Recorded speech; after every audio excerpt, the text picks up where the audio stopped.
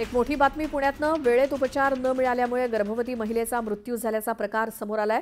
ही महिला भाजप आमदार अमित गोरखे यांचे पीए सुशांत भिसे यांची पत्नी होती। पुण्यातल्या दीनानाथ मंगेशकर हॉस्पिटल प्रशासनाच्या मुजोरपणामुळे त्यांचा मृत्यू झाल्याचा आरोप त्यांच्या नातेवाईकांनी केलाय। या महिलेवर उपचारांसाठी दीनानाथ हॉस्पिटल प्रशासनाने 10 लाखांची मागणी सुरुवातीला केली।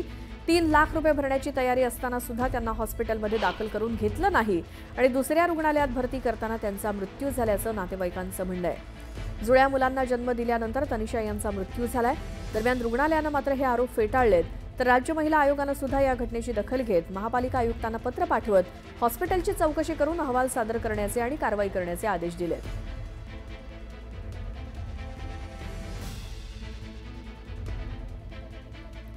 तर या संदर्भात आरोग्यमंत्री प्रकाश आंबेडकर यांच्याशी बातचीत केली आमचे प्रतिनिधी ज्ञानेश्वर साळुखे यांनी।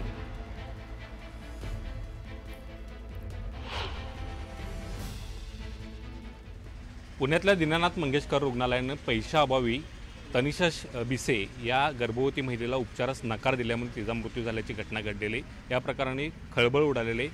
आरोग्यमंत्री आपल्यासोबत आहेत, त्यांच्याकडून या संदर्भातली माहिती घेऊया। आंबेडकर साहेब, काय सांगाल, एकूणच जी काल पुण्यात घटना घडली या घटनेनंतर आरोग्य यंत्रणेनं काय त्याची दक्षता घेतली? पुण्यातली कालची घटना ही अतिशय मनाला सुन्न करणारी आहे, खूप अस्वस्थ करणारी आहे आणि साहजिकच याच्याबद्दलचा एकूणच उद्रेक आज आपल्या संपूर्ण महाराष्ट्रातल्या सर्वच माणसांच्या मनामध्ये दिसतोय। खरं तर हे एक धर्मादाय विश्वस्त नोंदणीखाली असणारं हॉस्पिटल आहे आणि 3 लाख रुपये दिले असताना सुद्धा 3 लाख रुपये भरायची तयारी असताना सुद्धा ज्या पद्धतीनं अधिक रकमेसाठी त्या पेशंट्सला तिथं ॲडमिट करण्याबद्दलची टाळाटाळ झाली आणि त्यानंतरची काही जी दुर्दैवी घटना घडली त्या सगळ्या घटनेची चौकशी करणं आणि त्या चौकशी झाल्यानंतर तात्काळ त्याच्यावरती जर दोषी आढळत असतील तर त्यांच्यावरती कारवाई करण्यासाठी पुण्याचे डेप्युटी डायरेक्टर यांच्यावरती कालच आपण त्यांची समिती नियुक्ती केलेली आहे। त्या समितीचा निर्णय आल्यानंतर या संबंधित हॉस्पिटलवरती जी कारवाई करावी लागेल ते आपण कारवाई करणार आहोत। त्याचबरोबर या हॉस्पिटलची नोंदणी ही धर्मादाय आयुक्तांच्याकडे सुद्धा आहे आणि विशेषतः अशा पद्धतीचं जर काही एखादी नोंदणी सार्वजनिक न्यास नोंदणीच्या अंतर्गत असेल तर त्यांनीसुद्धा कशा पद्धतीनं रूल्स फॉलो केले पाहिजेत याच्याबद्दलची नियमावली आहे। शासनाचे काही त्याच्यासाठीचे सूचना आणि काही SOPs आहेत।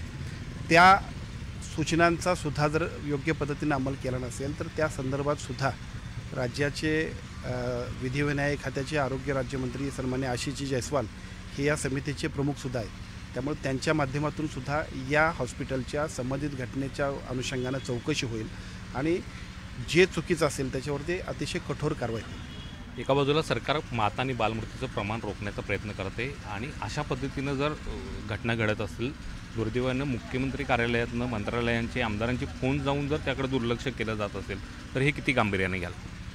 नाही, घटना अत्यंत दुर्दैव आहे, अतिशय अस्वस्थ करणारी आहे आणि त्याच्याबद्दलच्या ज्या काय समाज मनातल्या भावना आहेत त्या सगळ्या भावनांचा प्रतिबिंबसुद्धा उद्याच्या ह्या चौकशीच्या अहवालातनं प्रत्यक्षात वस्तुस्थिती आल्यानंतर आपल्या सर्वांना दिसेल।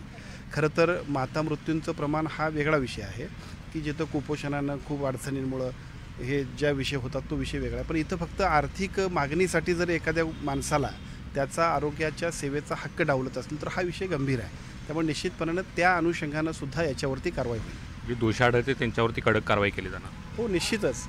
शेवटी जी वैद्यकीय सेवा आहे त्या वैद्यकीय सेवेला लोकांच्या आयुष्याशी खेळण्याचा अधिकार नाही आणि ज्या पद्धतीची घटना घडली त्या घटनेमुळं निश्चितपणानं सगळ्याच एकूण आमच्या आरोग्य सेवेच्या यंत्रणेला सुद्धा अजूनही काही सुधारणा करणं आवश्यक आहे हे सुद्धा त्यातून दिसतंय। आपल्याला एका बाजूला या हॉस्पिटलवरती ज्या काही चुकीच्या घटना घडल्या असतील त्याच्यावरती कारवाई, पण त्याचबरोबर काही सुधारणासुद्धा कायद्यातल्या नियमात आम्हाला करणं आवश्यक आहे, ते सुद्धा आम्ही करू। साधारण चौकशी समितीचा अहवाल कधीपर्यंत येईल? चौकशी समिती काल दुपारच्या ह्या घटनाक्रमानंतर संध्याकाळीच त्याच्याबद्दलच्या सूचना दिल्यात। मला असं अपेक्षित आहे की त्यांना पण वेळ दिला पाहिजे। शेवटी प्रत्येक माणसाचं म्हणणं ऐकून घेणं आणि मग म्हणणं ऐकून घेतल्यानंतर योग्य पद्धतीनं त्याबद्दलची उपाययोजना किंवा कारवाई करण्याबद्दल आपण पुढे जाऊ। धर्मादायाच्या नावाखाली सरकार आहे ते अशा हॉस्पिटलना सवलतींची खैरात करते, मात्र हॉस्पिटलची मुजोरी आहे ती या निमित्तानं पुढे येते। दोन्ही विषय महत्त्वाचे आहेत. सार्वजनिक आरोग्य विभागाच्या बॉम्बे नर्सिंग ॲक्टप्रमाणे ज्या काही सुधारणा, ज्या काही सूचना किंवा जे काही आमच्या सगळ्या एकूणच नियमावली आहेत, त्या नियमावलींचा सुद्धा योग्य पद्धतीनं जर काय त्यांनी वापर नाही केला तर त्याच्यावरती सुद्धा कारवाई होते. आणि दुसऱ्या बाजूला धर्मादाय आयुक्तांच्या नोंदणी ज्या असतात त्याच्यामध्ये सुद्धा आम्ही त्यांना काही सुविधा देतो आहे. आम्ही त्यांच्यासाठी वेगळ्या पद्धतीच्या सरकारच्या वतीनं सुद्धा त्यांच्या आरोग्याच्या व्यवस्थेला अधिक बळकटीकरण करून लोकांना त्याचा उपयोग व्हावा या उद्देशानं काही मदत करत असतो. आणि हे होऊन सुद्धा जर अशा पद्धतीचे प्रकार होत असतील तर निश्चितपणानं दोन्ही, एका बाजूला सार्वजनिक आरोग्य विभाग आणि दुसऱ्या बाजूला विधी व न्याय विभागाच्या जे काही एकूण सगळी व्यवस्था आहे त्या सगळ्यांच्या माध्यमातून सुद्धा याच्यावरती कायदेशीर कारवाई आपण करू. या पुण्यातल्या घटनेनंतर आता राज्यभरातल्या रुग्णालयांच्यासाठी काही SOP तयार करणार आहात?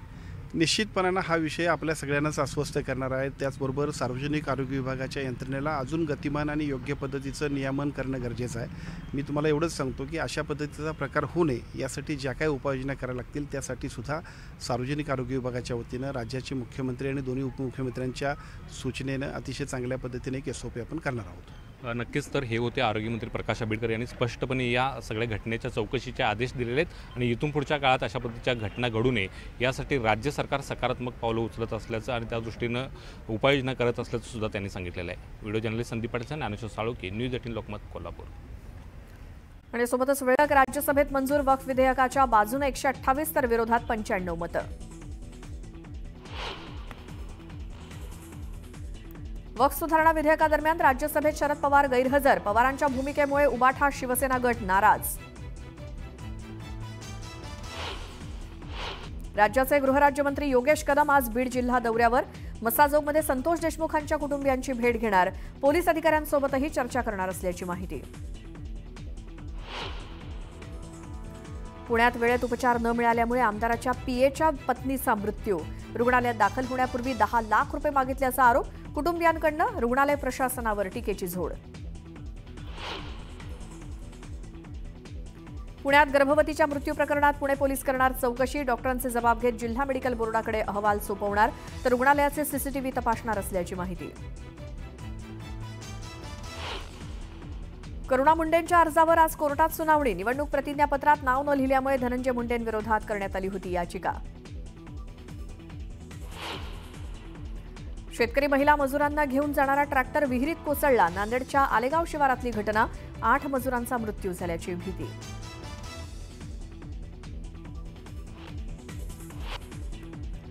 नागपुरात भर बाजारात गोळीबाराचा थरार. गोळ्या झाडून तरुणाची हत्या तर 2 जण जखमी. 3 आरोपींना पोलिसांनी ठोकल्या बेड्या.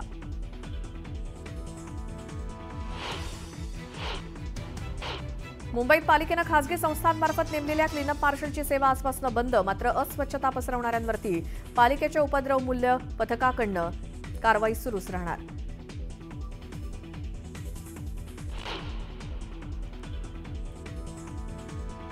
ज्येष्ठ अभिनेते मनोज कुमार काळाच्या पडद्याआड. वयाच्या 87व्या वर्षी घेतला अखेरचा श्वास. मनोरंजन विश्वावर शोककळा.